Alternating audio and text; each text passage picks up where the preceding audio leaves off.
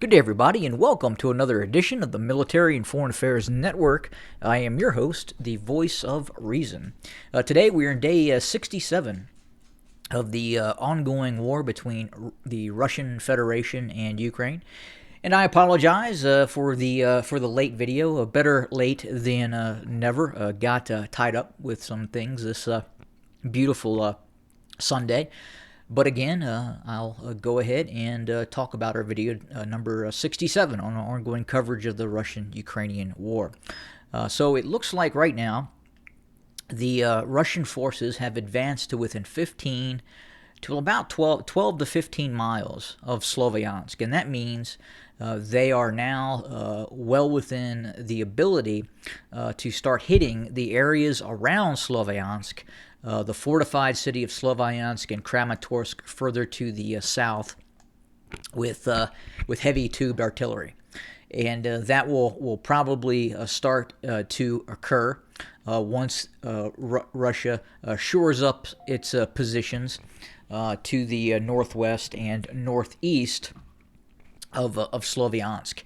I think pretty quickly we're going to start seeing the Russians seize control of all areas that are going to be north of the Servitsky Donets River. That would include the major town of Lyman and other towns and villages north of that river terrain feature as well.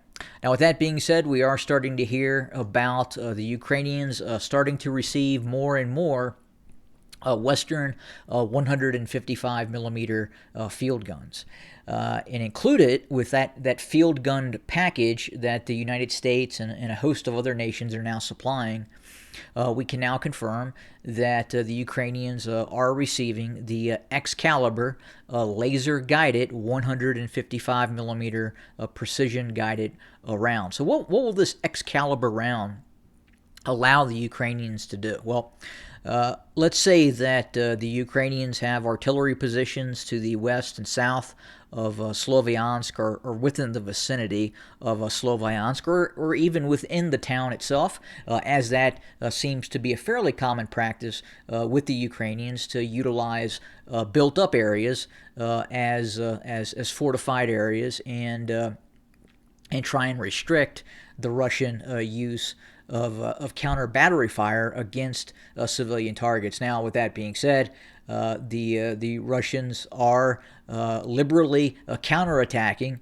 those Ukrainian heavy artillery assets, and indeed are impacting quite a few civilian areas, which can clearly be seen in the ongoing conflict. But these 155 millimeter field guns, if placed within the area of Slovyansk, and let's say the Russians have a checkpoint in this area, and we'll say this vehicle hypothetically is a stationary vehicle.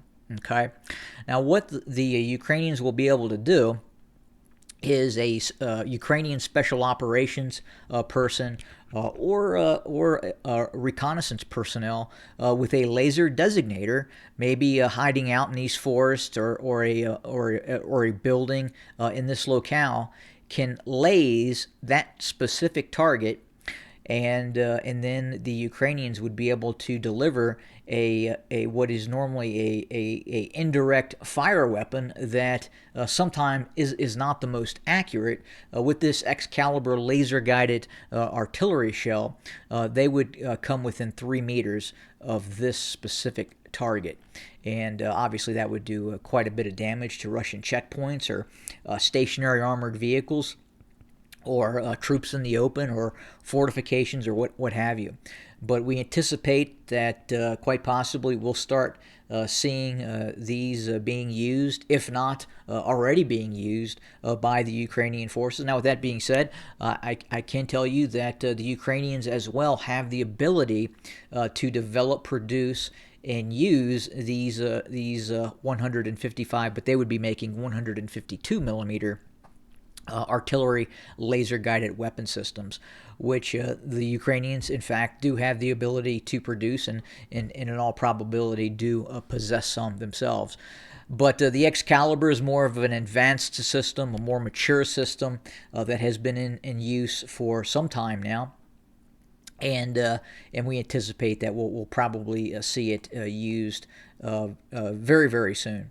And where we could see it really come in to play is in some of these river crossings. If for instance, this bridge has not been blown up by the Ukrainians, and eventually if it were to have been destroyed, the Russians would have to place a pontoon bridge over this area if they wish to cross en masse at some point. And what the Ukrainians will be able to do is get some special ops guy or a reconnaissance individual with this laser designator, and with very, very accurate fire, put 150 laser guided 155 millimeter rounds within 3 meters, and sometimes steel on steel in terms of hitting the target. And we have seen the Excalibur used many times in other conflicts, Afghanistan, Iraq, in which it has the ability to hit a vehicle-sized target that is stationary and thus destroy it. But that is one bit of information that we'll probably see here soon in terms of that weapon system starting to be used. And I can tell you it's going to continue to escalate the situation with the Russians, where at some point, as I've talked about this whole concept of escalation, the possibility is very, very real. And it would not surprise me that if at some point we in fact do see some sort of direct engagement between Russian Federation forces and quite possibly actual NATO assets at some point. And I got to tell you, if and when that happens, it is going to cause real problems for the U.S. Stock market. It's going to cause problems for European markets. It's going to cause all sorts of issues around the world if we start to see NATO assets starting to be engaged by Russian assets. And as NATO continues to supply these weapon systems to Ukraine and continues to shore up the Ukrainian military with weapons and munitions and ammunitions, the likelihood of an escalation is only going to continue. We also can report that the Russians have renewed shelling of the metallurgical plant, the last remaining holdout area within the vicinity of Mariupol. This area has been hit thousands of times now, and is probably going to be hit quite a bit more until the Russians finally achieve some sort of capitulation from those Ukrainian forces that continue to hold out within this facility.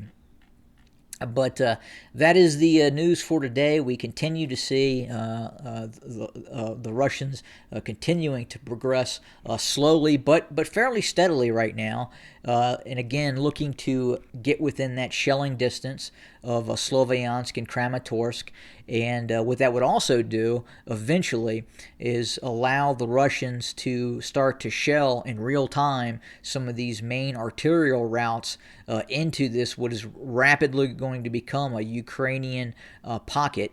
And we can expect that the Russians will continue to close this vice grip on the Ukrainians. Now, if the Russians are not able to do this and are not able to get a resounding victory within the area of Donets, Slovyansk, and Kramatorsk, as I talked about before, the likelihood of a Russian defeat in this war becomes more. It continues to increase day by day. If the Russians are able to achieve a breakthrough and are able to pocket these Ukrainian forces, envelop these Ukrainian forces, start to reduce, start to destroy, then the likelihood that we could see a Russian morale boost and initiative boost, and followed on by more as it gets warmer and things start to dry up more, we could start to see the Russians start to maneuver even more in terms of large mechanized formations.